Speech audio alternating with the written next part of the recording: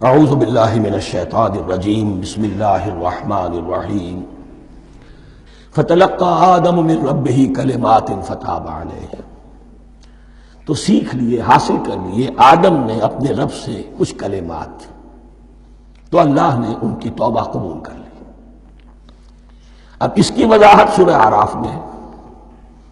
یہ تو چونکہ پس منظر میں وہ 2/3 قرآن موجود ہے، اس کی وضاحت کیا ہے کہ حضرت آدم میں سخت پشیمانی پیدا ہوئی ہے، میں نے کیا کیا، مجھ سے خطا سرزد ہو گئی، اللہ کے حکم کی میں نے خلاف ورزی کی۔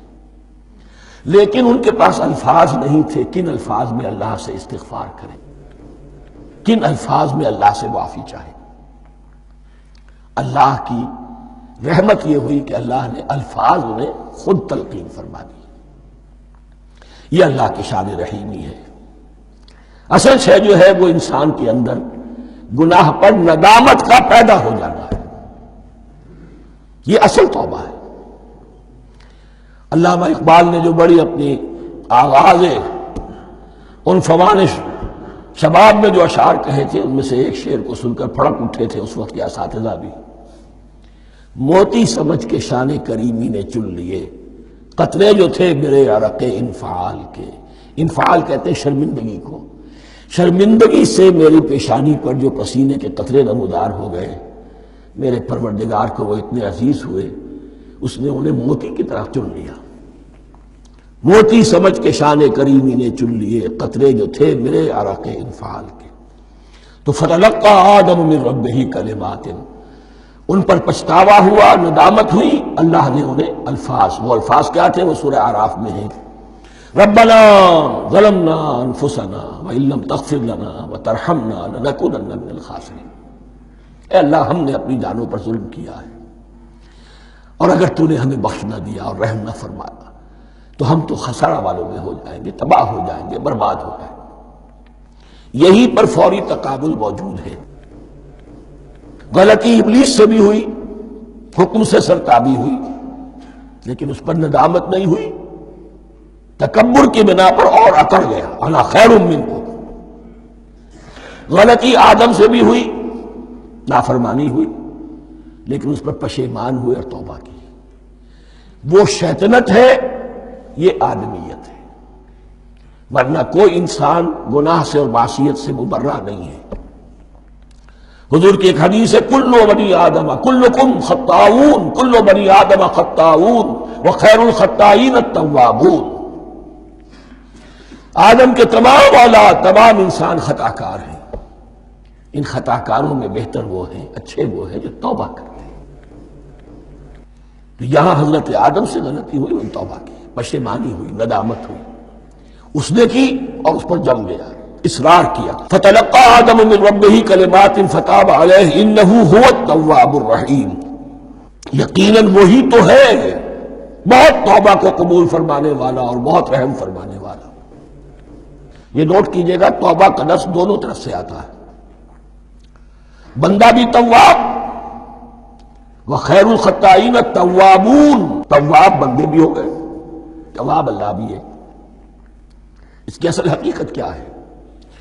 بندے نے خطا کی اور دور ہو گیا اللہ سے، اللہ نے اپنی رحمت کی نگاہ اس سے پھیر لی۔ بندے نے توبہ کی، اللہ پھر اپنی رحمت کے ساتھ اس کی طرف متوجہ ہو گیا۔ توبہ کے معنی پلٹنا۔ بندہ معصیت سے توبہ کر کے اپنی اصلاح کی طرف، بندگی کی طرف، اطاعت کی طرف پلٹ آیا۔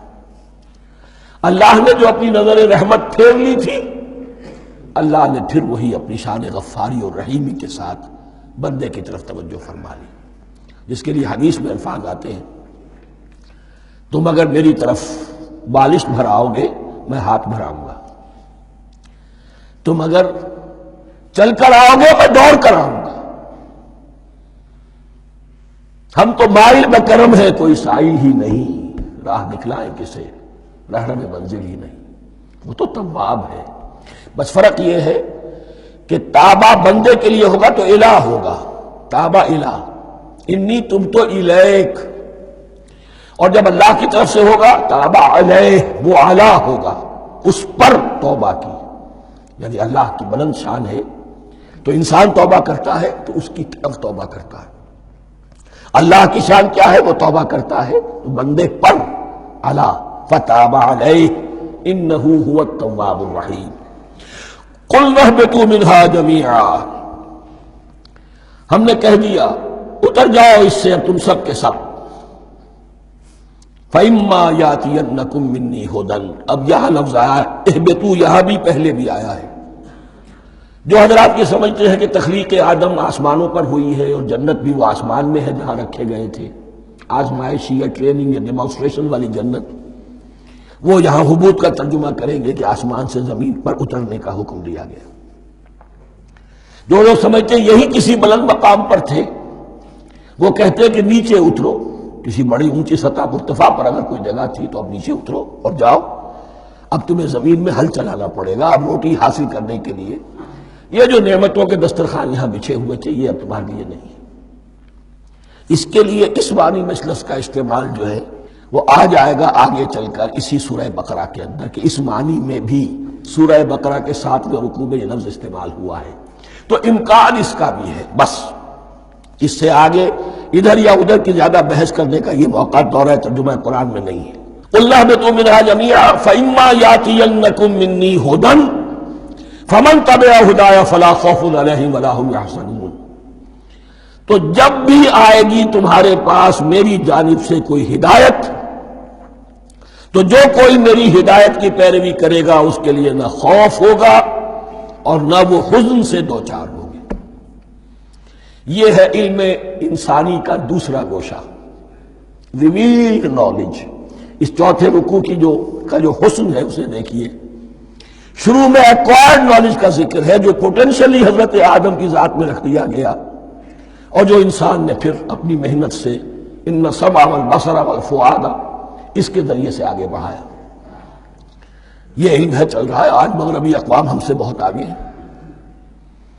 کبھی ایک زمانے میں مسلمان آگے نکل گئے تھے، لیکن ظاہر بات ہے کہ اس دنیا میں عروج تو انہی کو ہوگا جو ان چیزوں میں سب سے زیادہ جس کی آگہی حاصل ہوگی.